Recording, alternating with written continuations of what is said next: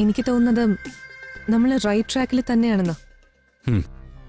അവര് പക്ഷേ പഴയ പോലീസ് സ്റ്റേഷന്റെ അടുത്ത് ചായക്കട നടത്തിയിരുന്നു എന്ന് പറയുമ്പോൾ അമ്മ അവിടെ പോകാനും അവരുമായി നല്ല ബന്ധം സ്ഥാപിക്കാനും സാധ്യതയുണ്ട്. അങ്ങനെ അടുപ്പവും വിശ്വാസവും ഉണ്ടെങ്കിൽ സൂക്ഷിക്കാനായിട്ട് ചിലപ്പോ ഒരു ഫയല് കൊടുത്തേക്കാം. ഈ വീട്ടിൽ താമസിച്ചിരുന്ന ആൾക്ക് എന്തായിരുന്നു ജോലി എന്നറിയാവോ? അവർക്കൊരു ചായക്കടയായിരുന്നു. എവിടെയായിരുന്നു ആ കട? ഇവിടുത്തെ പഴയ പോലീസ് സ്റ്റേഷനില്ലേ, അതിന്റെ അടുത്ത്. ഈ വീടും സ്ഥലവും അന്വേഷിച്ച് പലരും വരുന്നുണ്ട്. അവരുടെ അടുത്ത് പോയിട്ട് 10-15 വർഷമായി. ഇപ്പൊ ഈ സ്ഥലത്തിന് നല്ല വിലയാ. അവർക്കിത് വിറ്റ് കാശെങ്കിലും വാങ്ങിച്ചൂടെ? നിങ്ങൾ സ്ഥലം നോക്കാൻ ഇറങ്ങിയായിരിക്കും അല്ലേ? ആ അതെ അതെ. സ്ഥലം വേണമെങ്കിൽ തൊട്ടപ്പുറത്തുണ്ട്. എന്റെ സ്വന്തം പ്രോപ്പർട്ടിയാ, നമുക്ക് നോക്കാം. അതിന് നമ്മള് പിന്നെ ഇറങ്ങാം. ഇപ്പോ വേറെ കുറച്ച് തിരക്കുണ്ട്. എന്നാ ശരി. ശരി ശരി. ശരിടാ.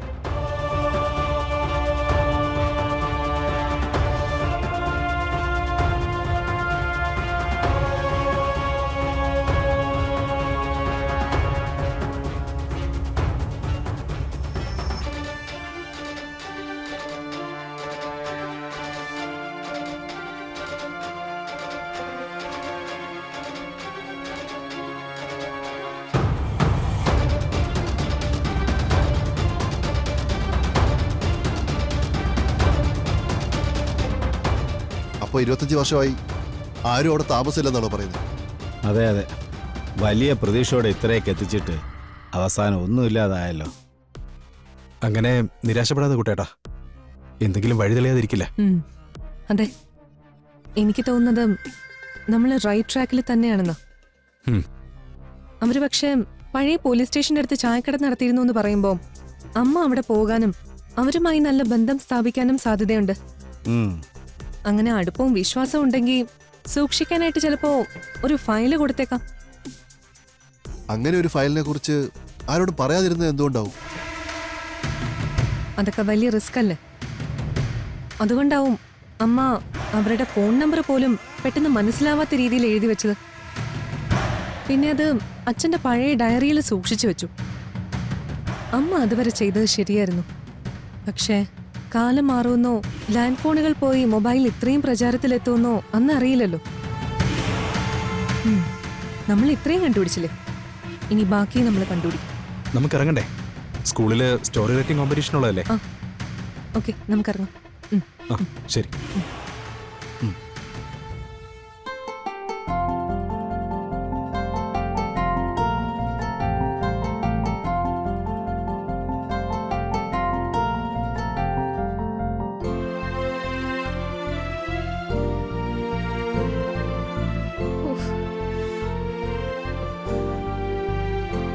അമ്മേ, ദേ വസുമതി വന്നു.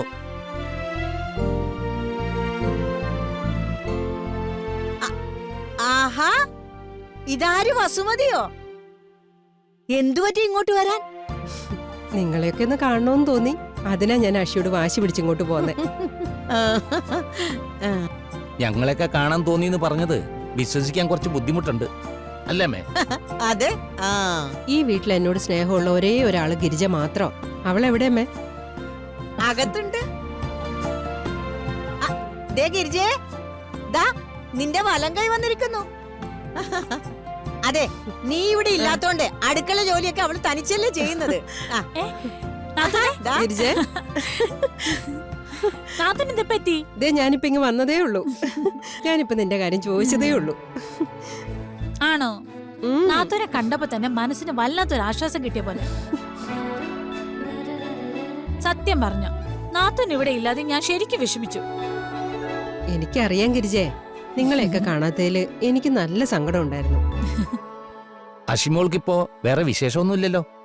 അവൾക്ക് ഒരു കുഴപ്പമില്ല. ആകെയുള്ളൊരു സമാധാനക്കേട് ആ ദുർഗയാ. അവളുണ്ടാക്കുന്ന ഓരോ പ്രശ്നം കൊണ്ടുണ്ടാവുന്ന ടെൻഷൻ ഒഴിച്ചാ അഷി ഹാപ്പിയാ. പൃഥ്വി അവളെ പൊന്നുപോലെ നോക്കുന്നത്. നന്നായി, എല്ലാം നമ്മുടെ പ്രാർത്ഥനയുടെ ഫലമാണ് നാത്തൂനെ. അല്ല, ദുർഗമോൾക്ക് അവിടെ പ്രശ്നമൊന്നുമില്ലല്ലോ വസുമതി? അവക്കെന്ത് പ്രശ്നം? ഓസിന് ഫുഡ്, താമസം, അവിടെ അവള് സൂഹിക്കല്ലേ. നാത്തു വന്നപ്പോ അഷിമോളെ കൂടെ കൂടെ കൊണ്ടുവരായിരുന്നില്ലേ? കുറച്ചു ദിവസം ഇവിടെ നിർത്തായിരുന്നല്ലോ. അതിനവിടെ ഉള്ളൊരു വീടണ്ടേ ഗിരിജേ. അവര് താഴത്തും തറയിലും വെക്കാതെയാ അഷിയെ നോക്കുന്നത്. ദേ, സത്യം പറഞ്ഞ ഞാൻ തിരിച്ചു പോകുന്നത് ചന്ദ്രമതിക്കും പൃഥ്വിക്കും ഒന്നും ഇഷ്ടായിട്ടില്ല. വസുമതി പോണ്ടാന്ന് പറഞ്ഞു ഒരേ വഴക്കായിരുന്നു. പിന്നെ എന്തിനാ ഇങ്ങോട്ട് പോന്നേ? അവിടെ തന്നെ നിൽക്കായിരുന്നില്ലേ? അപ്പൊ എനിക്ക് എന്റെ മോനെ നിങ്ങളെയൊക്കെ കാണണ്ടേ? അമ്മയ്ക്കും ദേവേട്ടനും പിന്നെ എന്നെ കാണണ്ടാന്ന് എനിക്കറിയാം. അതല്ലേ എന്നെ ഒന്ന് വിളിക്കുക പോലും ചെയ്യാത്തെ. ഞാനായിട്ട് നിന്നെ വിളിച്ച് ശല്യപ്പെടുത്തണ്ടെന്ന് കരുതിയാ നിന്നെ വിളിക്കാതിരുന്നത്. അല്ലെങ്കിൽ തന്നെ വയ്യാതിരിക്കുന്ന എന്നെ നീയല്ലേ വിളിക്കേണ്ടത്? ആ, അത് ശരിയാ ദേവൻ പറഞ്ഞത്. ഇങ്ങനെ ഒരു അവസ്ഥയില് അവന്റെ കാര്യങ്ങളൊക്കെ നോക്കേണ്ടത് നീയല്ലേ?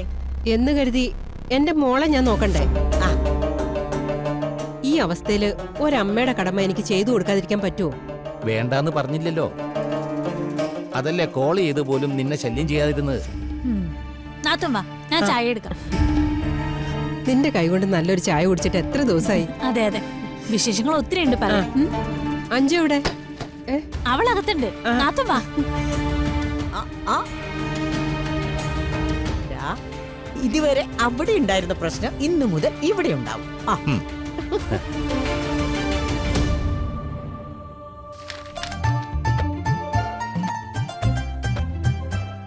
ആ ടീച്ചറെ, കുട്ടികള് കഥകളൊക്കെ എഴുതി കഴിഞ്ഞോ? ആ കഴിഞ്ഞു. ഞാൻ പേപ്പറുകളൊക്കെ കളക്ട് ചെയ്തു. എല്ലാരും എഴുതിയല്ലോ അല്ലേ? ആ കുറച്ചുപേര് വെറുതെ കുത്തിക്കുറിച്ചിരുന്നതേ ഉള്ളൂ. പടം വരച്ചവരും ഉണ്ട്. അത് സാരമില്ല, കുറച്ചെങ്കിലും എഴുതിയിട്ടുള്ളവരുടേത് നമുക്ക് മത്സരത്തിന് കൊടുക്കാം. ആ പത്രക്കാര് വിളിച്ചിരുന്നു. അവർ കുറച്ചു കഴിഞ്ഞ് വന്ന് കഥകൾ കളക്ട് ചെയ്തോളാന്നാ പറഞ്ഞത്. ആ അല്ല, അവർക്ക് കൊടുക്കുന്നതിന് മുൻപേ നമുക്ക് എല്ലാം ഒന്ന് വായിച്ചു നോക്കാം. നമ്മുടെ കുട്ടികൾ എന്തൊക്കെ എഴുതിയിരിക്കുന്നതെന്ന് നമുക്കൊന്ന് അറിയാലോ. കിരൺ,